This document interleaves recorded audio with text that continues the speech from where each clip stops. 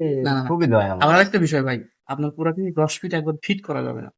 না, 10 ফিট তো ফুট করিনি, আমরা হলে মাপ দিয়ে করি। হ্যাঁ, আপনি ১ম এ 4.5 ফিট ফিট করবেন। এইটা ঢালাইয়ের পরে ২-৩ দিন পরে খুলবেন। বা ২.৫ দিন পর খোলার পরে উপরে কভার করবেন। মনে হতে পারে ইঞ্জিনিয়ার কাজে যে এত রুলস রেগুলেশন, আসলে এটার একটা নিয়ম কানুন আছে। আপনারা কাজ করেন ঠিক আছে। আমরা এই কাজটা করি, আমরা বলছি যে আমরা ভাইকে একদিন পরে খুলি, যেদিন ঢালাই দেই না, মিনিমাম ৪৮ ঘন্টা আপনাকে রাখতে হবে। পরের দিন খুলি। ৪৮ ঘন্টা এটা রাখা দরকার। এই কলামেরই ৪৮ ঘন্টা রাখতে হবে। আপনি ওইভাবে ভাইয়ের সাথে কথা বলবেন যে আমরা যেভাবে কাজ করি, ইঞ্জিনিয়ার কাজ আলাদা হচ্ছে। তা তো অবশ্যই। আপনি ওইভাবে রেট নিবেন। কারণ কাজ ভালো করলে তাকে পারিশ্রমিক দিতে হবে। না, আপনার যে প্ল্যান মোটামুটি, এই প্ল্যানের তো অনেক কাজ বাড়তি থাকে। হ্যাঁ, অবশ্যই। আর আমরা করি মনে করেন স্টিল শাটার একবার 9.5 ফিট একদিন জ্বালাতে, এইটা পরের দিন শাটার খুলে ফেললাম। পরের দিন শাটার খুলি আবার খেতে। এরকম কিছু করা যাবে না। প্রথমত হচ্ছে 4.5 ফিট ঢালাই করতে হবে।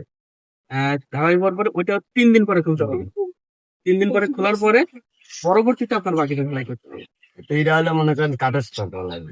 আপনার স্টিল শাটার তো পাওয়া যায় ছোট। বাট যদি আপনি কাঠের শাটার